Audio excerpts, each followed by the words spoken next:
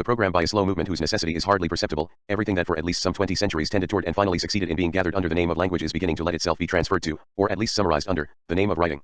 By a hardly perceptible necessity, it seems as though the concept of writing no longer indicating a particular, derivative, auxiliary form of language in general, whether understood as communication, relation, expression, signification, constitution of meaning or thought, etc., no longer designating the exterior surface, the insubstantial double of a major signifier, the signifier of the signifier is beginning to go beyond the extension of language. In all senses of the word, writing thus comprehends language. Not that the word writing has ceased to designate the signifier of the signifier, but it appears, strange as it may seem, that signifier of the signifier no longer defines accidental doubling and fallen second to writing. Signifier of the signifier describes on the contrary the movement of language, in its origin, to be sure, but one can already suspect that an origin whose structure can be expressed as signifier of the signifier conceals and erases itself in its own production. There the signified always already functions as a signifier. The secondariety that it seemed possible to ascribe to writing alone affects all signifies in general, affects them always already, the moment they enter the game. There is not a single signified that escapes, even if recaptured, the play of signifying references that constitute language. The advent of writing is the advent of this play. Today such a play is coming into its own, effacing the limits starting from which one had thought to regulate the circulation of signs, drawing along with it all the reassuring signifies, reducing all the strongholds, all the out-of-bounds shelters that watched over the field of language. This, strictly speaking, amounts to destroying the concept of sign and its entire logic. Undoubtedly it is not by chance that this overwhelming supervenes at the moment when the extension of the concept of language effaces all its limits. We shall see that this overwhelming and this effacement have the same meaning, are one and the same phenomenon. It is as if the Western concept of language, in terms of what, beyond its plurivocity and beyond the strict and problematic opposition of speech parole and language long, attaches it in general to phonematic or glossomatic production, to language, to voice, to hearing, to sound and breath, to speech, were revealed today as the guise or disguise of a primary writing, one more fundamental than that which, before this conversion, passed for the simple supplement to the spoken word. Rousseau. Either writing was never a simple supplement, or it is urgently necessary to construct a new logic of the supplement. It is this urgency which will guide us further in reading Rousseau. These disguises are not historical contingencies that one might admire or regret. Their movement was absolutely necessary, with a necessity which cannot be judged by any other tribunal. The privilege of the phone does not depend upon a choice that could have been avoided. It responds to a moment of economy, let us say of the life of history or of being as self-relationship.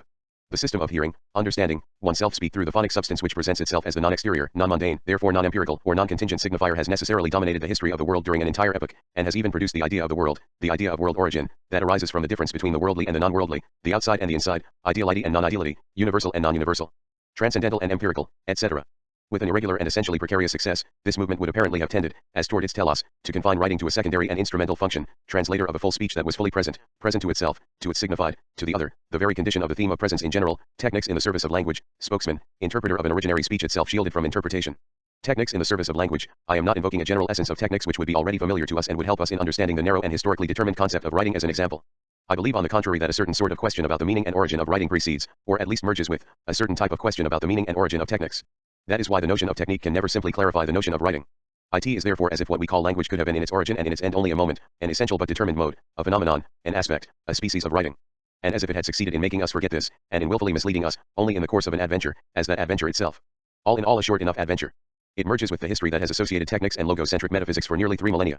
And it now seems to be approaching what is really its own exhaustion, under the circumstances, and this is no more than one example among others of this death of the civilization of the book, of which so much is said and which manifests itself particularly through a convulsive proliferation of libraries. All appearances to the contrary, this death of the book undoubtedly announces, and in a certain sense always has announced, nothing but a death of speech, of a so-called full speech, and a new mutation in the history of writing, in history as writing.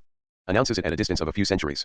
It is on that scale that we must reckon it here, being careful not to neglect the quality of a very heterogeneous historical duration. The acceleration is such, and such its qualitative meaning, that one would be equally wrong in making a careful evaluation according to past rhythms. Death of speech is of course a metaphor here. Before we speak of is appearance, we must think of a new situation for speech, of its subordination within a structure of which it will no longer be the archon. To affirm in this way that the concept of writing exceeds and comprehends that of language, presupposes of course a certain definition of language and of writing.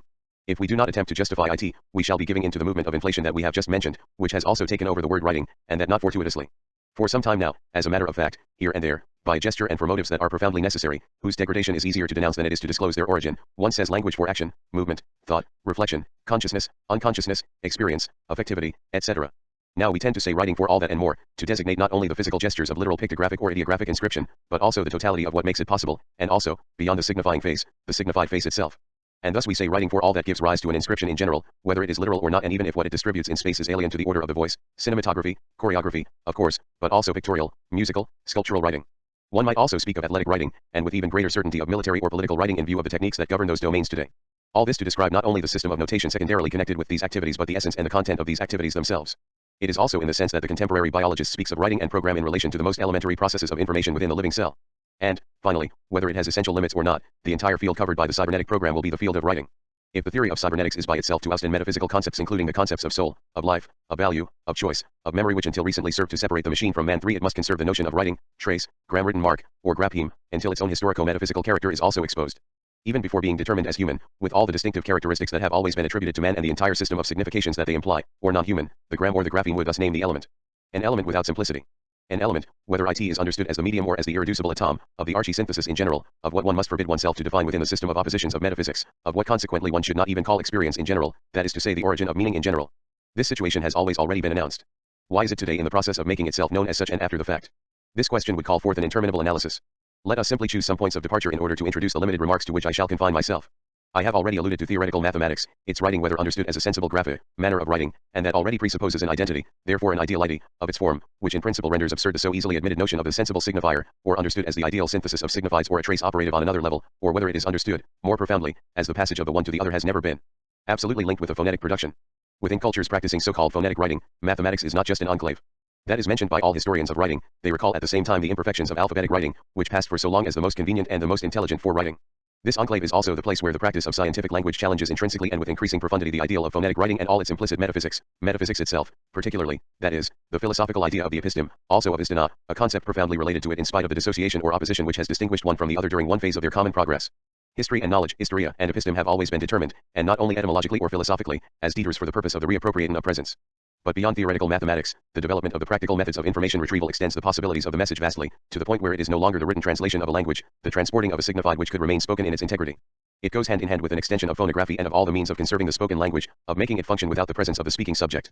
This development, coupled with that of anthropology and of the history of writing, teaches us that phonetic writing, the medium of the great metaphysical, scientific, technical, and economic adventure of the West, is limited in space and time and limits itself even as it is in the process of imposing its laws upon the cultural areas that had escaped it. But this non-fortuitous conjunction of cybernetics and the human sciences of writing leads to a more profound reversal.